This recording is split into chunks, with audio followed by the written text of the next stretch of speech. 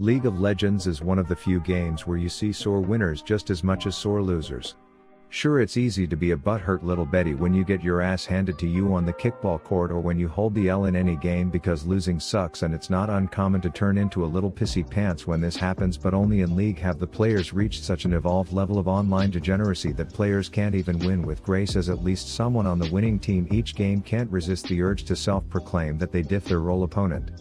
Pair that with the fact that this game appears easier to perform well from a spectator's point of view than while actually participating in the piss fest live, and voila, you have 90% of the player base. So today I'm gonna share a recent ranked game where my support absolutely fell into the category of thinking his own shit didn't smell because he was used to playing in a division slightly higher than the rest of us plebs in an attempt to study why, even though he played fine, and was overall friendly and a decent teammate, there is still the grip that League culture has around its players' ballsacks that turn them into egotistical twat waffles, as I ironically point out these flaws in others while editing out my own failures, because I too have fallen victim to the gold hard stuck player plague gripping my nuts.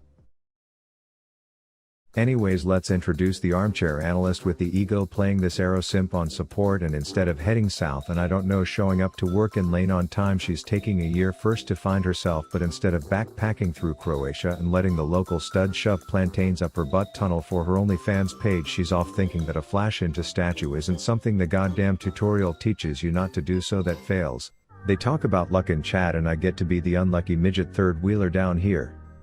But here's the thing, this selfish ash holebacks and immediately books another trip up north like damn Air Canada gave her a COVID voucher or some shit, but she clearly has a plan, and that's to sit in the bush long enough to funnel a half dozen tic tacs out her ass and tank another tower shot. Meanwhile, I still have my flaccid red rocket looking at the wave like it's a cookie, and I'm some fat diabetic chonker who mommy Lux won't let me touch. But it's all good because my support system is about as present as a Reddit mod's sexual prowess, and sure enough I think she's getting caught, which makes me happy because the only thing League of Legends players like more than winning is having a reason to flame their teammates, only for this Ashe to deprive me of that too, because Darius was full lathered in WD-40 and ready to smoothly rotate. There's now a red robe KKK baby reunion at my statue, and I'm in no position to steal gold off of them while they die, but Ashe could give two shits about the psychological damage this is causing me, and quite frankly, despite me getting zoned like someone who wants to build a deck but bang the permit police's wife, this nomadic playstyle is getting the team leads. But at some point this chick has to come to bed. People are 4 and her frosted nips are still a 1. Time for the self-proclamation of her value to fulfill League player tradition, and apologies for the sarcasm sweating out of my farmless gooch, but my first impression of my arranged marriage lane spouse didn't start off great, so I get hit by a prison hoping the Timo emoter will feel some sympathy, only for her to get handed a paycheck on a platter by this dumb blonde. But we're still more pushed in than the doorbell at an anger management clinic when George comes in all curious about what happens when he uses his dash to enter danger, and I'm already starting to change my opinion of this chick as my submissiveness towards shitheads starts coming out. That said, being alone even for a bit is giving me PTSD, but I just have to hold on because Ashe calls the shots in this relationship, and tonight she decided she would be entering me from a different angle, so I patiently respect the Halo 2 themed Bloons tower defense turret until the stag with sleep medicine comes in to anesthetize this ass clown in the mascara. Blondie Locks was napping off camera, but she's dead now too. I'm now communicating with she who I committed to hating because I secretly love her now, and I'm wondering when she will learn how to shoot the giant inflatable arrow, only for her to demonstrate said knowledge when I was distracted watching my tinkle sprinkles glisten in this light ball, and long story short, I whined about missing it so much that she did it again just for me. I jumped with excitement before ensuring that the splooge fest was shared with Billie Jean Armstrong, and then I front flipped over to him to inform him of my new fetish for being abandoned early in lane all alone, which made him feel the need to cleanse himself, but I'm not gonna apologize for my kinks. At this point it's obvious that Ashe looks in the mirror while jerking off while seemingly playing on an alt Smurf account, both typical League things, so I ask what rank he is, only for this basement dweller who's allergic to the sun to use it as an excuse to say he has a girlfriend. So I need to clarify my question.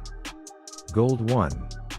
And immediately after, when we are saying all the dirty things we are gonna do to this goth for killing our statue, he fat fingers his flash in fear, which doesn't go unnoticed by the Gold 1 savant who has a girlfriend.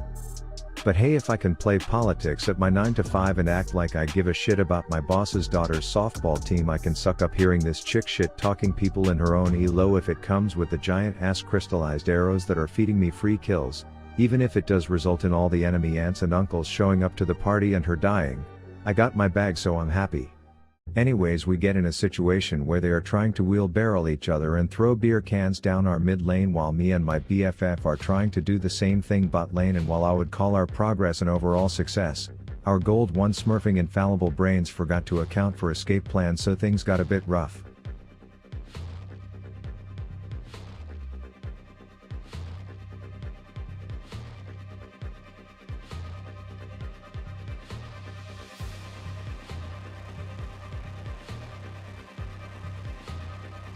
Hey Ash, what you looking at?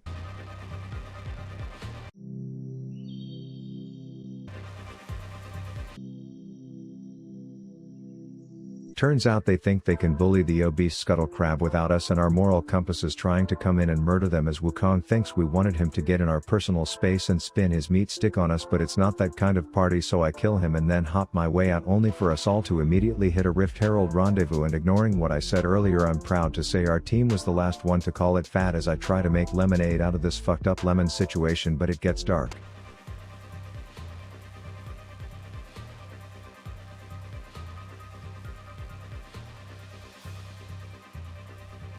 But at least I can trust my giga-smurfing girlfriend carrying support, who is doing the chores of making sure people have tic-tac-to-go packages in base and sending courtesy wake-up calls to topside Gromp on cooldown.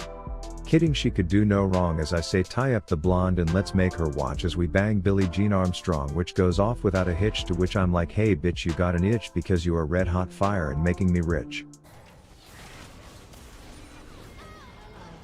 Whoops, my bad dudes, I jinxed it, which means we will be short-handed in the next fight until you consider their ice cube is melting alone up top, and I'm fed so I can just hop into fight super late, give a cute caress on my right click button, and magically all the bad guys disappear. And if you are watching Silver Scrubs, you should take notes. For example, when your team does all the work to lock a target down and kill them, you make sure that Rift Alexa gives you all the credit. Then when they are in a bloodbath to the death 5 feet away, you act like you have better shit to do, which side note will work out if you have a Darius, because holy shit, what has Riot turned that monstrosity into. And yeah, that unfortunately concludes my journey with this stud support, who was just a highlight reel of plays early that eventually became my carrying BFF. Rav out.